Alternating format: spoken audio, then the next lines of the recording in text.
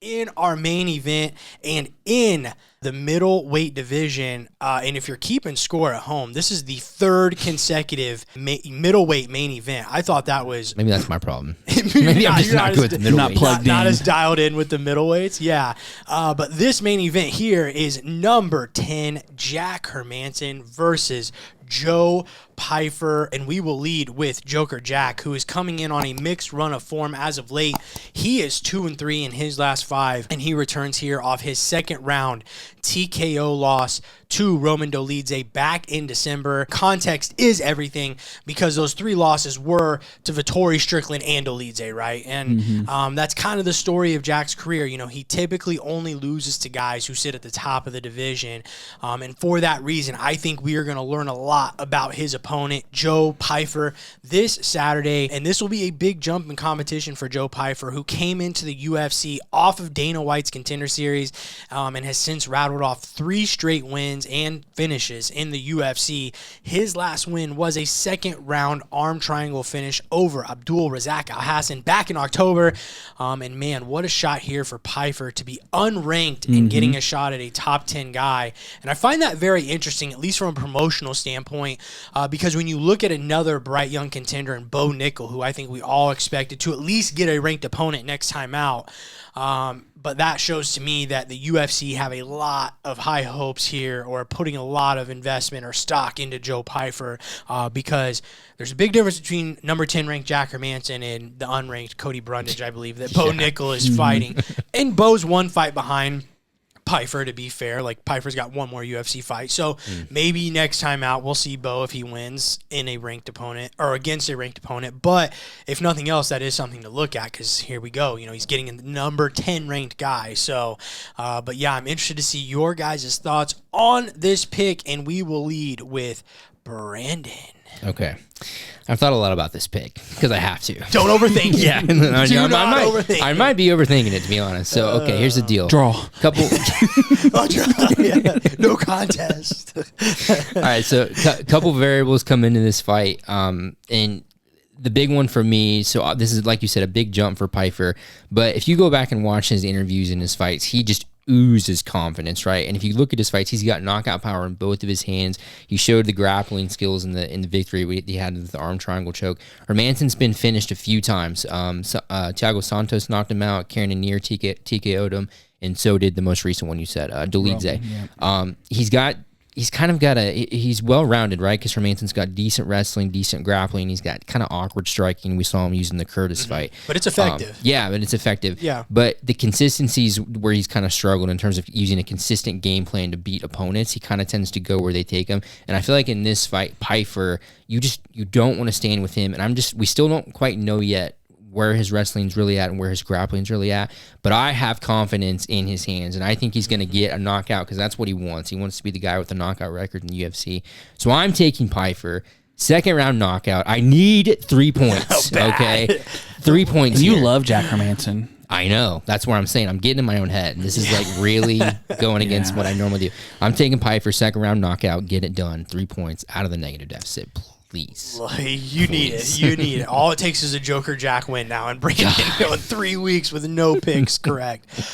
Yeah, this is tough because I'm kind of going against something I said after UFC 297 in regards to Mike Malott and Myra Bueno Silva, because I said back after both of their losses that we got to start putting some more respect on experience, right? Especially in these big fights, because Hermansson has almost double the wins as Pyfer has fights, which is just crazy difference in terms of like experience level, right? And that's a big difference. And again, especially in 5-round main events, which is extremely uncharted territory for Joe Pyfer, who of his 14 pro fights has only been to a decision, and outside of the third round one time. So again, what does he look like should things enter those championship rounds? But I'm just not so sure that this matchup is going to need that, right? Those 5 rounds. You know, I mentioned this being very telling for Pyfer from a promotional standpoint, but it's also a bit interesting on the side of Hermansson as well, as this will be his second consecutive fight against a non-ranked opponent, which I find a bit baffling, to see a guy ranked inside the top 10 and face back-to-back unranked opponents. It's a bit telling to me because you just don't see that very often. I think the UFC kind of wants to see some changeover in this middleweight division, and they're trying to bring in some young talent and guys like Roman Dolidze and now Joe Pyfer, to kind of weed out some of these guys like Hermansson who have been hanging out in these spots for a while. And I think they see what I see, and that this is a very favorable matchup for Joe Pyfer. The guy hits like a truck, man. Broken Ngannou's record at the PI for punching power, so he hits like a heavyweight. That's crazy. Yeah. He's fast, he's strong, and despite Hermansson seemingly, I think a lot of people would think maybe having a grappling advantage, I don't think so. I think Pyfer may have even an advantage there in terms of even the wrestling.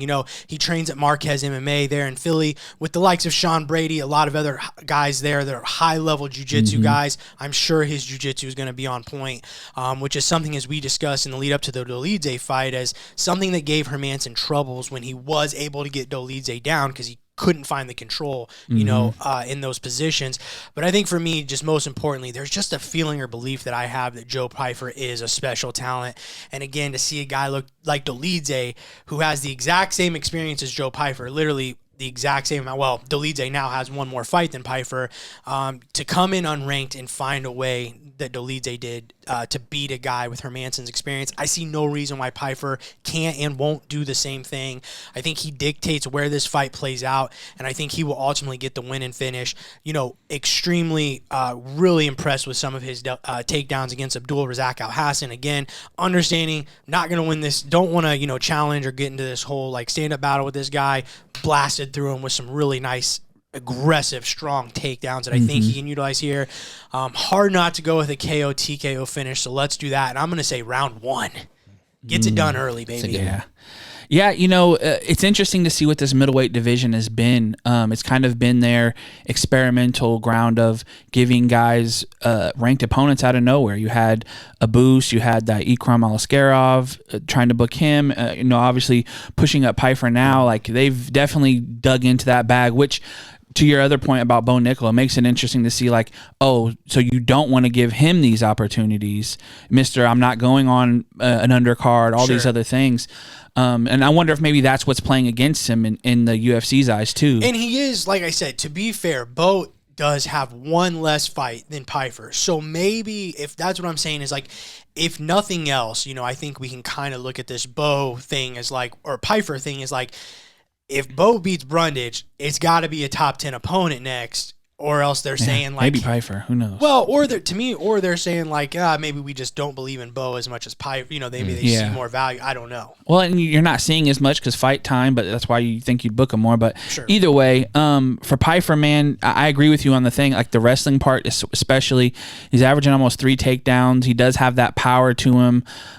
He has pretty good takedown defense as well. And I think, I talked about it with Roman. It's when Jack Hermansson can't get guys down and he's getting lit, we just seen it in the fight. When Roman was getting lit up, he didn't have a good way of getting it to the ground. So he had to keep getting lit up until he found something, and then it didn't end up work by that point. Hermansson could very well find himself in that same spot, getting lit up with some big shots, or even being under Pyfer for a couple rounds, getting beat on. Now he doesn't have anything else. He's shooting naked. He's throwing, punches for no reason just to try to get the takedowns, and that can be dangerous against somebody like Pyfer, who's a finisher. I actually like both of your guys' calls on the first and second, so I'm just going to go third round TKO by Joe Pyfer. I don't think it goes past that because I just think he can weigh on Hermansson too much, whether it is on top of him on the ground or just landing big shots.